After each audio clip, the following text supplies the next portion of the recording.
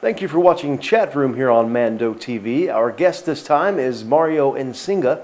He is the president and founder of the Refinishing Touch, and he has written an article entitled The Credit Crunch, Cultural Attitudes, and the Evolution of the Hospitality Industry. Mario, thank you for taking the time to talk to us. Thank you. Take just a moment and tell us a little bit about you and your company. Well, very briefly, Refinishing Touch has been in the business of managing existing furniture assets in the hotel, university, and the federal markets for now 30 years plus. And I founded the company when I was quite a young man, in my 20s, and here I am, still doing what I do. And your slogan is Refinish Furniture, Save Trees, and Save Money.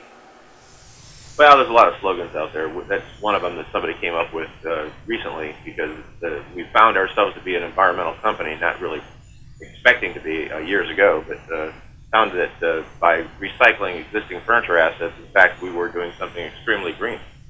As far as the article goes and some of the topics you discuss, how is, in your opinion, the current economic situation affecting the hospitality industry?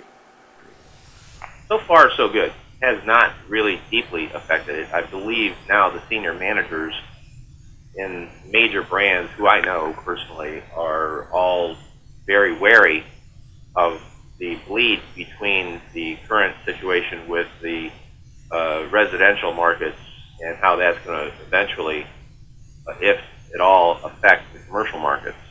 So these people who, especially the people who've been in the industry long enough to remember some of the other downturns and the reasons for those downturns, are looking at the current situation fairly warily. Of course, it's also being affected by their ability to borrow money for pipeline projects, new builds especially, as well as some renovation out there. The creditworthiness is key, but also whether or not those banks that have been out there in the industry for years working with the hospitality world are in fact capable of lending dollars as they used to.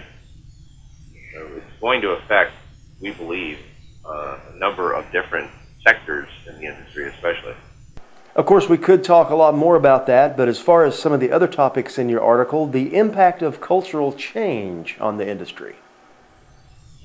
Culturally speaking, hospitality is continuing to find new ground to serve various markets. There's, as we mentioned, there are certain market segments which is the culture of the industry. We find the culture of the industry, or at least I found it over the years, early on in the 70s when I started in this business to be a service-related business, and then in the 80s and 90s it became just business-related. It was really a businessman's business. And now I'm seeing that the service relation is coming back in. I think people are looking for more and more services and amenities in the rooms. And I believe there is the concern and the interest in investment.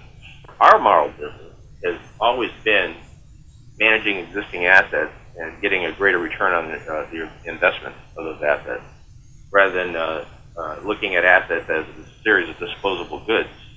It's the issue of taking existing furniture in hospitality and these other markets, hospitality, university, federal, and extending the life of that furniture so that the return on the investment is greater, whether it be for a hospitality environment or even the taxpayers' concern for how the military is spending their dollars or the government is spending their dollars for infrastructure. If you could look into your crystal ball, what do you see for the future of this industry? It's going to be tight. I think it's going to be tight. I think there's going to be, I think that, as I said, I think the new build projects are going to be put on hold. A lot of stuff is going to be shelved. I think that the development and building aspect is going to be looked at with much greater scrutiny these days, because only projects with a lot of equity in them, i.e. cash investment on the front end, probably are going to get funded, and also those projects that make sense from a perspective of the occupancy that they can expect and the ADR that they can expect that those properties are going to produce are going to get funded. A lot of the other new builds I think are going to be, as I said, put on hold in some cases. The renovation side of the market, which is much greater, much, of course, higher volume of operation, will continue, especially those renovations, again, which have some credibility to them that makes sense.